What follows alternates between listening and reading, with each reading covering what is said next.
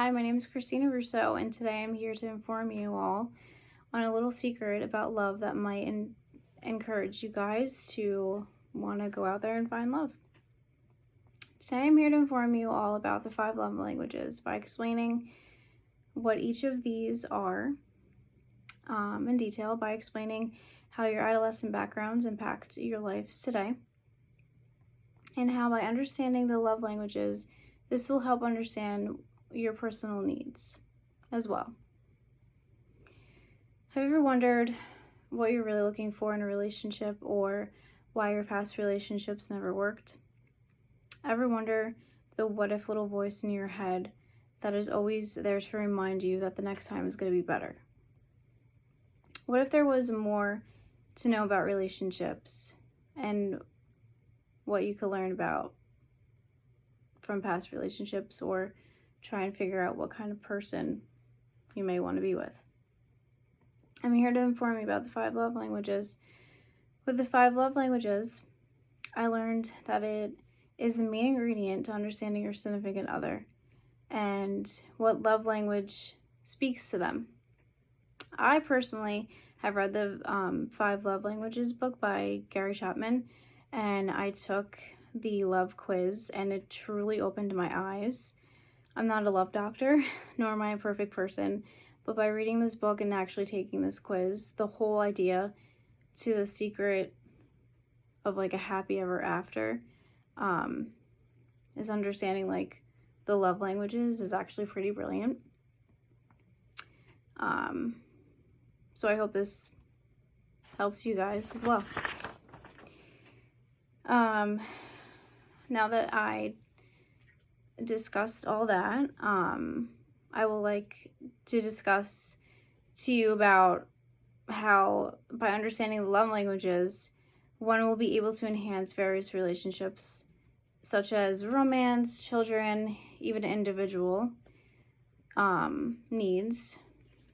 So let's get down to business and talk about the love languages. Family is one of the most important things in someone's life.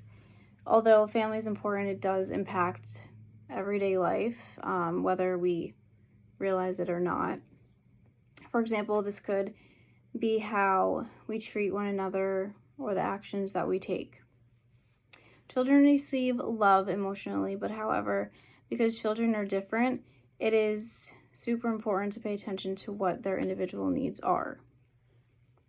According to an online article Ethos, for example, in parents, thinking consistency in child discipline is such a general theme, it allows for an appearance of uniformity.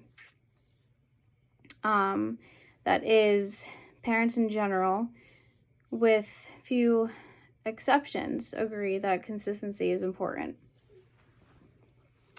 Children learn from their parents. For example, if one's background is not the best, little children are going to act out on poor behavior, and same goes for good backgrounds and good behavior. Children are going to act out on these actions. They copy behaviors that they are accustomed to. It all starts from how they're raised and what they are accustomed to that they feel are acceptable. Consistency is essential. The same goes towards respect for others and having empathy when growing up. Next, I will start to introduce what the first love language is. The first love language is words of affirmation. According to Chapman in his book, The 5 Love Languages, giving verbal compliments is one way to express words of affirmation to your spouse. Another dialect is encouraging words. The word encourage means to inspire courage. Communication is key with any type of relation you may have. The love language speaks to individuals that like to hear those encouraging, kind words from their partner because they want to hear how important they are to their significant other. It's one of my top love languages, and right now you're going to hear about my second love language is quality time. Quality time is one of my strong love languages that I just spoke about. My boyfriend and I have busy schedules, and it's pretty hard to see him every day. Could be a good thing sometimes, but seeing him and just spending the quality time really is just super important to me. Even if it's just watching TV or grabbing ice cream or something. Quality time includes focused attention, quality conversations, learning to talk, and quality activities. Now that I have discussed how the love languages is an important tool for children and the two vital love languages, I now will discuss the last three, but include on how these will be super important to understand how your partner is and go from there. The third love language is receiving gifts. So clearly, receiving gifts is receiving flowers, receiving anything, really. It's just a sign of appreciation that could really open up like someone's personality and just all around make them feel great about themselves.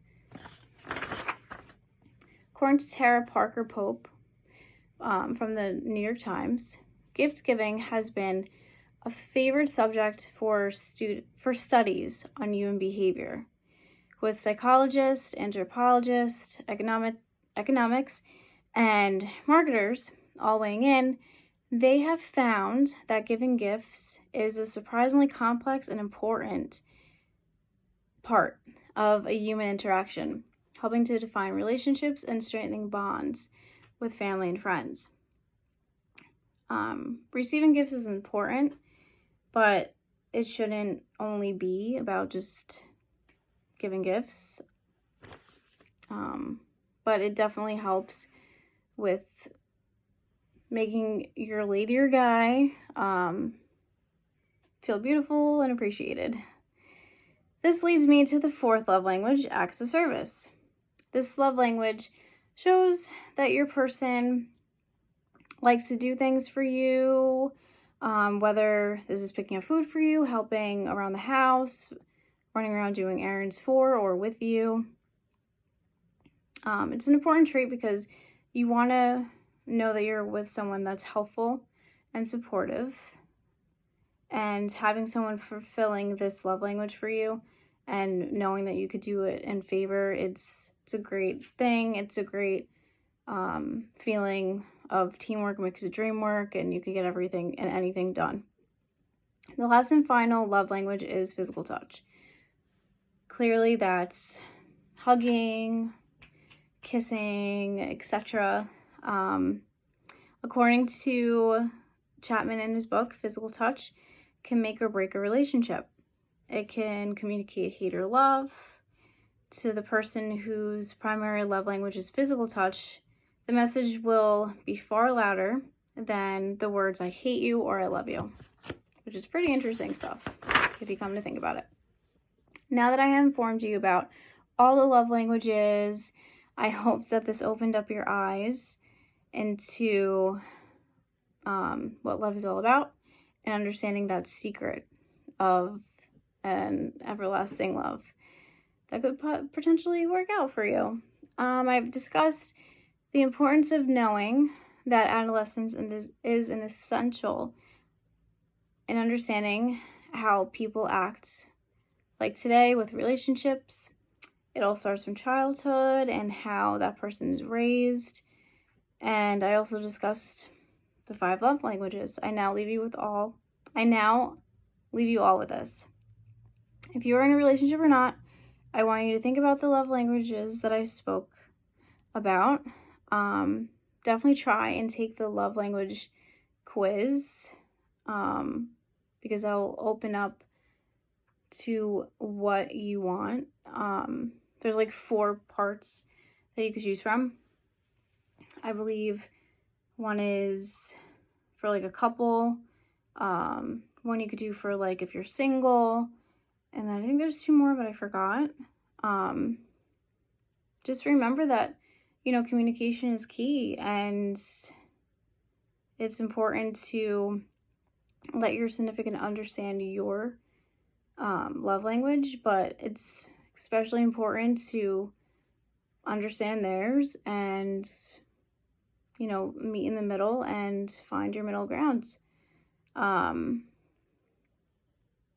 so, thank you all, and stay golden.